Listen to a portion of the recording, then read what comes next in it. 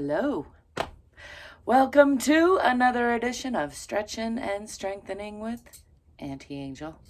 ZGala the Art Angel, that's me. As usual, I'm here in the Head Hutt. You can tell it's getting late in the day because the sunshine is coming through the ceiling hole all the way over here. In the morning, it's over there. This is about 1:30 in the afternoon. Which is late to get started on your morning routine, but better late than never. It's a good time to remind you there's not one way to check in with yourself, to love yourself a little more. It's a process, not a destination. So do the best you can, show up regularly, begin again as many times as you need to. Remember that you're worthy of your own unconditional love. You're worthy of other people's love as well, but often I think we look to other people to give us the love that we want when really we could start by loving ourselves. So I hope you're loving yourself. Let's get to some stretching. I'm going to come back this way, hopefully in frame, and start off as I often do with a little free arm swinging. Also like to remind you, I'm not here to try to get you to do exactly what I'm doing. I do hope to inspire you to move a little bit more, do what feels good in your body, explore that. And you're, of course, welcome to try out the things that I'm doing or take inspiration from them, but I also encourage you to follow your own lead and do something entirely different if that's what feels right to you. Just give yourself a little time. That's what I'm trying to get you to do. I got things and stuff in my way. I've been saving these pretty leaves since last fall. I don't know why, just so I can keep moving them out of my way. Sometimes I like to do that. Give you full permission to indulge in as many heavy sighs as you like. I encourage you to try out different kinds of sighs. That's what I'm going to be doing. And I'm going to start by rooting myself into the center of the earth, relaxing the bottoms of the feet, relaxing the shoulders. Just taking a few breaths here to check in with the alignment. Let's come into Tadasana or mountain pose. Relaxing the knees, relaxing the bottoms of the feet, rolling the shoulders down and back a little bit, making sure the shoulders are over the hips are over the ankles, the ears are over the shoulders, the back of the neck is nice and long.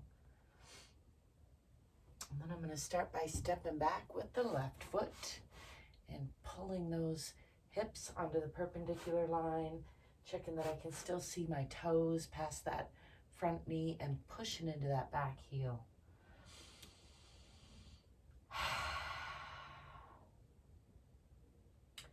Just feeling into that for a breath or so, and then I'm going to bring sharp focus onto these fingertips as I extend the fingertips, keeping the shoulders down and back.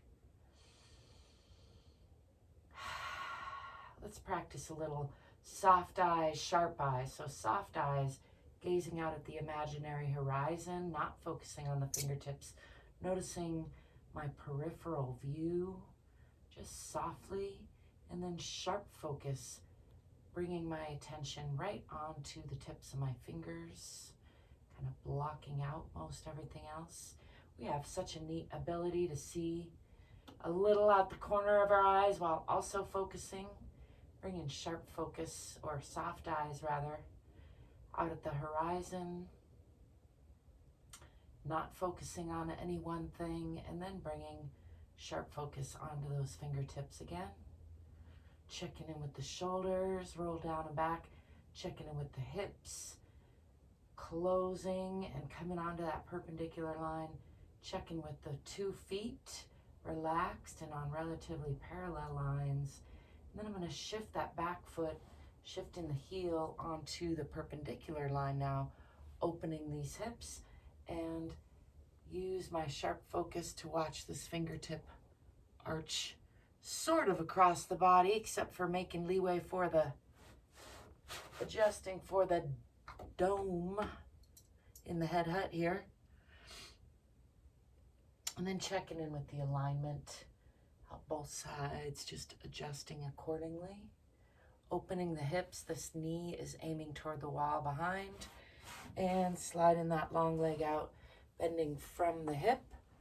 Let's come onto the diagonal line, using the right arm and leg against each other for torque and support, and bringing that left arm down to try to make a line from the fingertips out through that heel or foot. Just checking in the diagonal, checking out the diagonal. Then I'm going to bring this hand around to reach for this opposite thigh, giving an extra twist, and gaze out at that long leg or that foot, adding some more twist. Just breathe into that, give a nice wringing out to the spine, a little hug to the internal organs. And then I'm going to unwind all of that and close the hip, coming onto that back toe, bringing both hands down on the inside of that front leg, bending the elbows a little bit for an additional stretch, and bringing weight onto those hands. Bring that front foot back and push into Adho Mukha Asana, or downward facing dog. I'm going to come diagonally just a little bit here because I'm a little kitty-wonkus, as my mother would call it. Pushing into the heels, pushing back with the hips, pushing down with the chest and the heart. Relaxing the belly, tipping the tailbone toward the back of the head a little bit. I'm going to slide the body forward, coming into a cobra pose, letting go of the toes, lifting with the eyes and chest, pushing through those strong palms, making sure not to collapse in those shoulders. Nice long stretch from the pubic bone through the belly, out the chin. You can see the sky up there in the Head Hutt. It's a nice hot day out there. Gearing up for a hot summer finally. I'm going to come back to about a 90-degree angle with the lower body, and then slide these hands out into Uttana Shishosana, or extended puppy pose. Sliding the hands out, relaxing the belly.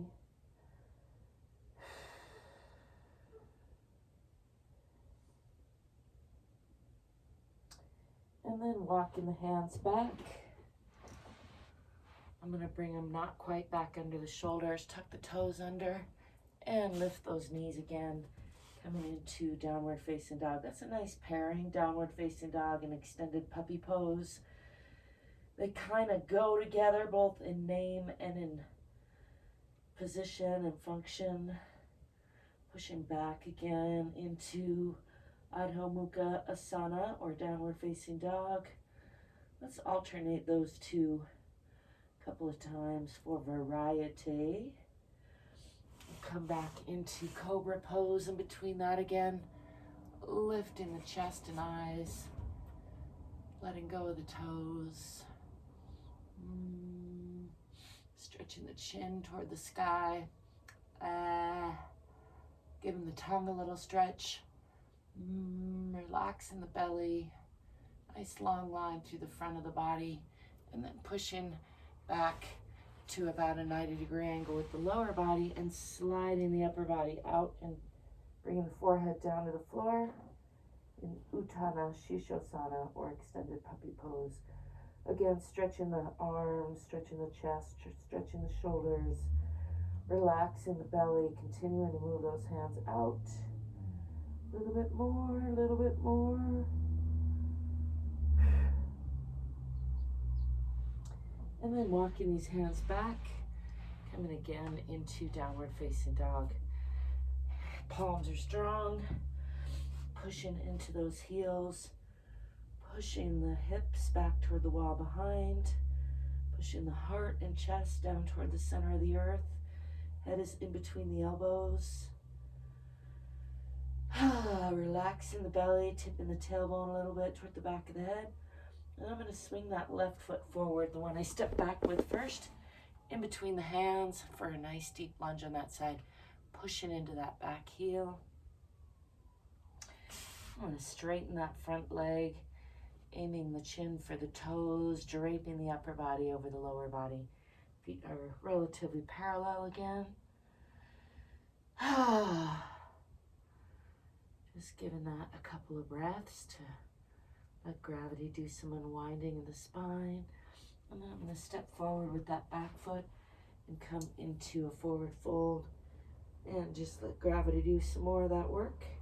Maybe bend and straighten the knees a couple times just to encourage more of that stretch. Letting go of the head and neck, letting go of the spine, letting go of the belly.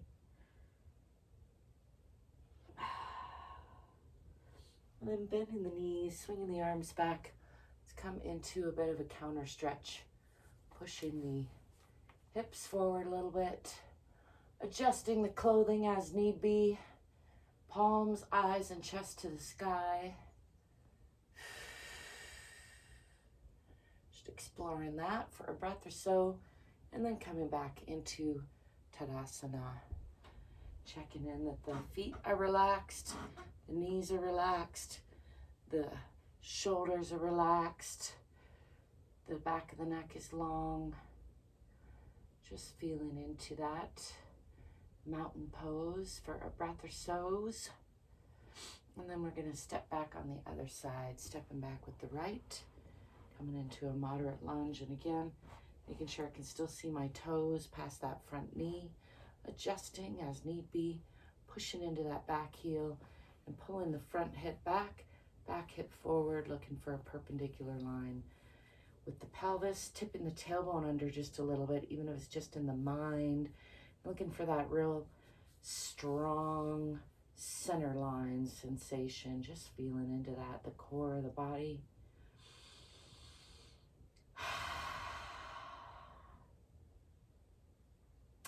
Letting go of whatever no longer serves me, just being present in my body, in the moment, bringing sharp focus, attention onto the fingertips.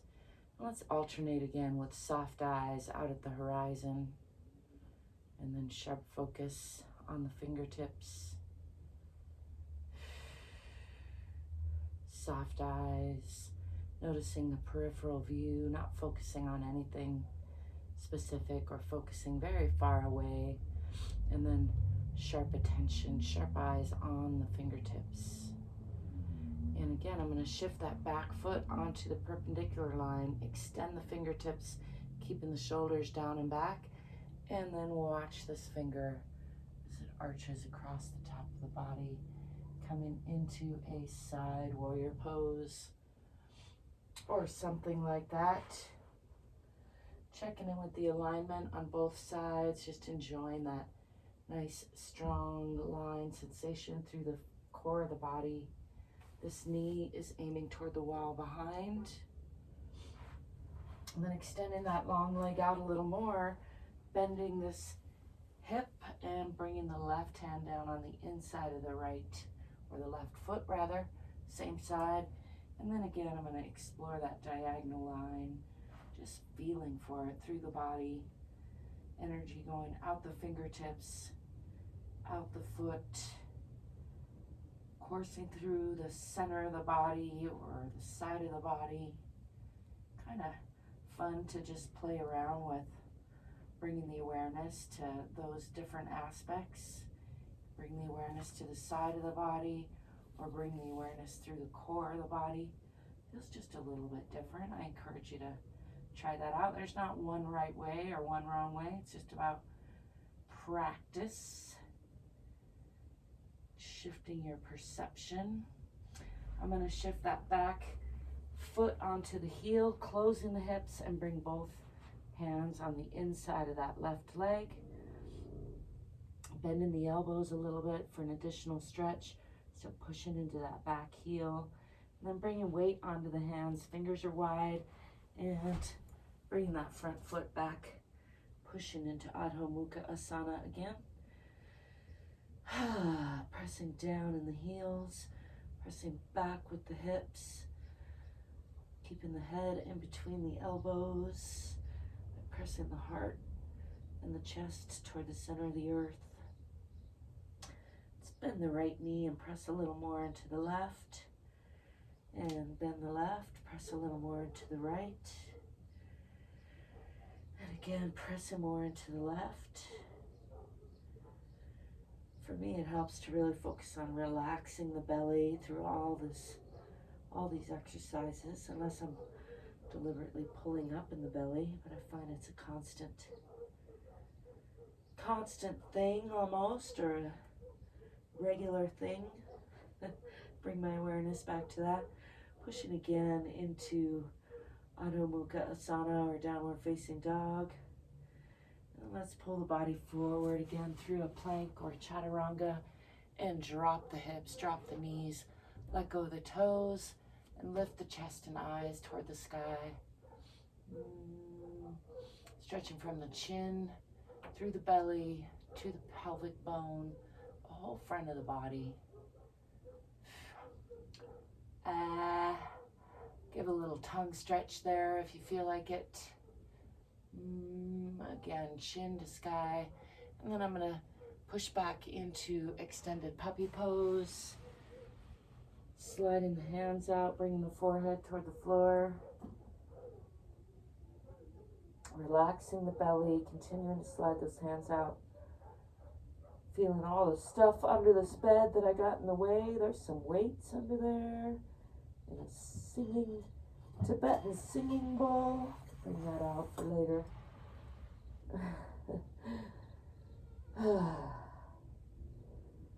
Just relaxing into that for a couple breaths, finding a nice resting position in that.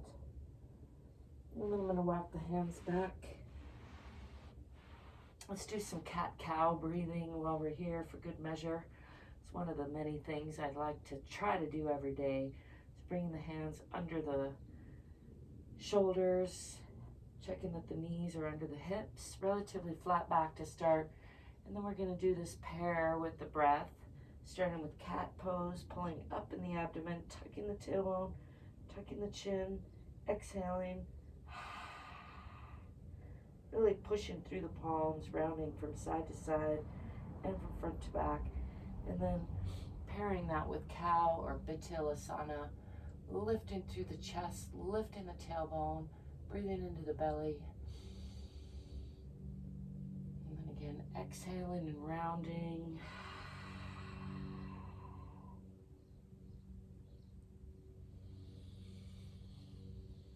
Inhaling and lifting.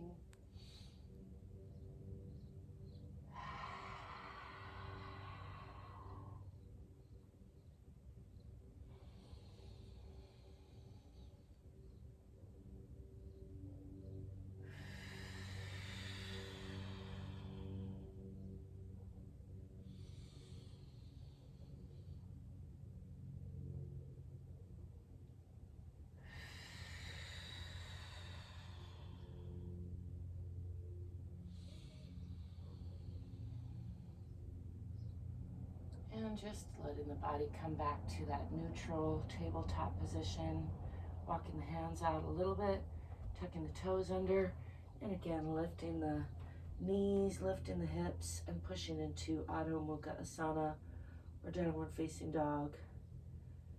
I'm going to step forward now with that right foot in between the hands, adjusting as I need. Whoa! Are you still there? Oh, you are. That was exciting, wasn't it? Might as well show you around the roof of the Head Hutt while we're having that exciting adventure. Let's finish up this sequence, though. I'm glad the camera's still going. I like to show the imperfections of life. Not that any of this was perfect, but let's see, where was I? Step forward with the right foot. And then straightening that right leg, pulling the hips onto that perpendicular line, and again aiming the chin for the toes.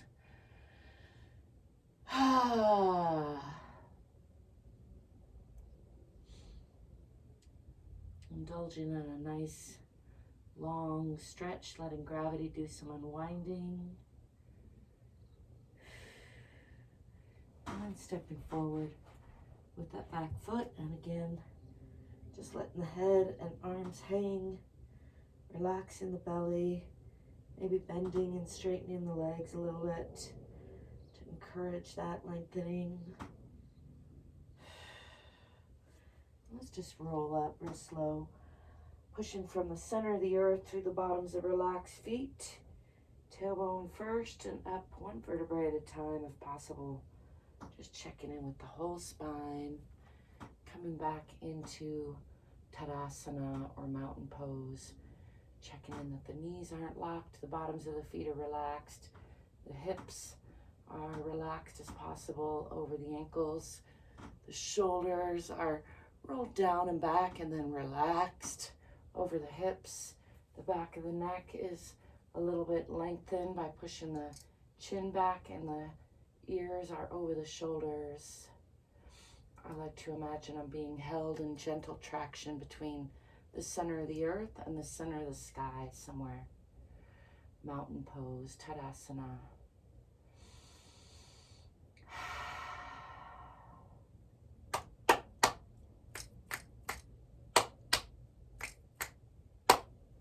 So my clap snaps, my nerves and my arms are a little wonky. Since I got this out, let's end with a little of this.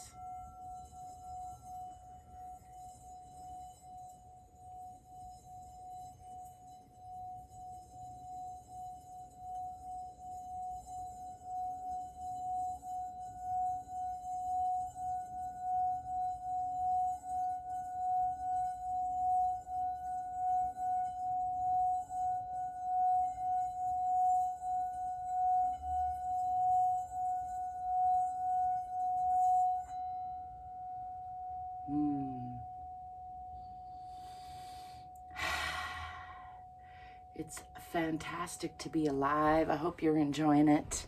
I hope that you are remembering to stay curious and get more courageous, be more fit, be more free. It's another little tour around the Head Hutt since we went there today. I thank you for being you, and I thank you for letting me be me. I thank you for stopping by. I thank you if you like and subscribe. And until next time, I'll be seeing you. Ciao for now.